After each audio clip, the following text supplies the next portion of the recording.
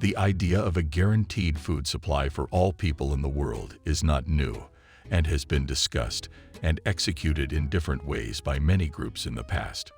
With advancements in AI technology, this idea can be executed much more efficiently than ever before. The artificial intelligence advancement of the global food supply is the next generation. With this new technology, we can plant and harvest more efficiently and have a sustainable future. The best part is that this diet would be a step closer to providing a healthy diet for all humans on Earth. In a world that is becoming more and more unequal, certain things become nearly unanimous in principle. One such principle is universal access to health care. As a society, we all agree that everyone deserves access to high-quality health care regardless of financial status. There is a global agreement that while health care may not be a right, it should be a public good and should not just be a privilege of those who can afford to pay for it. So why not apply the same rationale to food? It's no question that our food system is in need of change, but the way that the current system works means that people who are in less privileged positions are often left out or unable to access nutritious, quality food. For instance, the price of food is determined by your purchasing power and your ability to afford it. A quick look at the figures reveals that this market mechanism is failing badly, as it is set to make a huge loss in the future. The only way to drive down hunger is either by making food cheaper, which has brought a number of unsustainable social and environmental problems, or making people richer in relation to food prices. In order to do this, poverty levels have been on the rise. Despite the fact that the Earth can produce enough food to feed all of its inhabitants, hunger still persists on the planet. The 155 million people who lived in regions where they faced acute, emergency levels of hunger in 2020 were not helped by this statistic.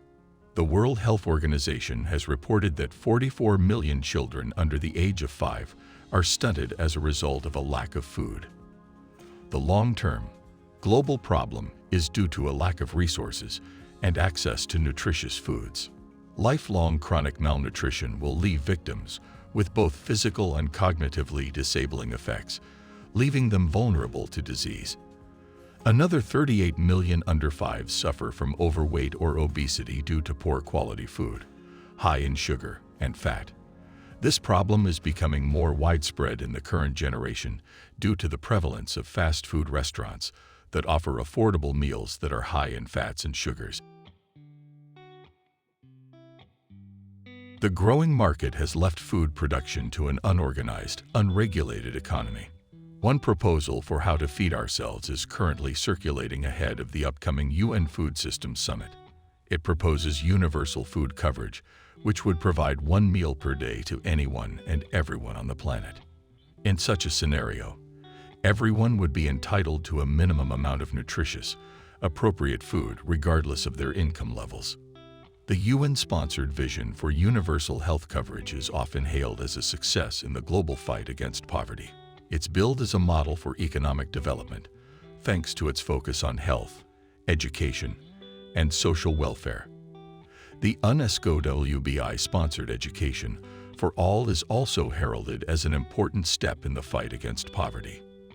This framing of an old problem could mobilize funds. Once accepted, the United Nations Framework Convention on Climate Change Principle of Common but differentiated responsibilities would lay down a framework for countries to make commitments around the right to food and zero hunger development goals.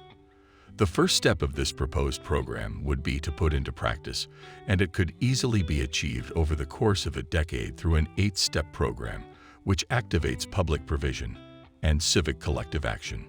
The first pillar could be the introduction of universal safety nets, which are beneficial to the working class.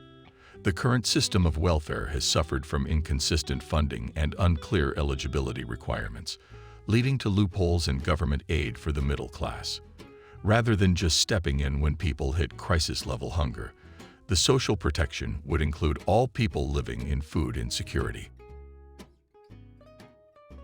Brazil pioneered the use of conditional cash transfers, which allowed for people living in impoverished areas to purchase food and other essentials. This method has proven to reduce poverty significantly, with malnourishment dropping by 82% between 2002 and 2013. One of the most effective ways to help contribute to the fight against poverty is by establishing cash for work or food for work schemes for people who are unemployed or in part-time work. These schemes help provide much-needed income while also contributing significantly to the fight against poverty. In parallel, state governments could bring a healthy and nutrient-rich diet within reach for all by stimulating a private farming sector along with cooperatives, customary indigenous systems, and direct supply networks. The smallholder farmers, who are mostly found in Africa, could be the preferred suppliers for universal school meals, as well as produce high-quality local, seasonal, and organic food for institutions like universities, emergency services, and the Army. A public network of food reserves could be built up to address shortages or shocks, with targeted insurance schemes for pastoralists on marginal lands who are some of the worst hit by climate disruption. The profits from these schemes would go towards developing other public policies that could address this issue and provide a strong incentive for change. A final piece of the puzzle is the idea of food banks being operated by state-run institutions, alongside those run by charitable not-for-profits and religious groups. This would be a last resort that would help some people who are struggling to find food during difficult times. The outcome of all this is that food should be considered a common resource. This means that it should be accessible to everyone, rather than a private commodity that is valued for its ability to fetch the highest price. A tradable product, though still recognized by some countries as a basic human need, would no longer supersede the recognition of access to food as a basic human right. Food is an integral part of our lives and provides us with the energy that is necessary for survival. But we still argue about who should be entitled to it.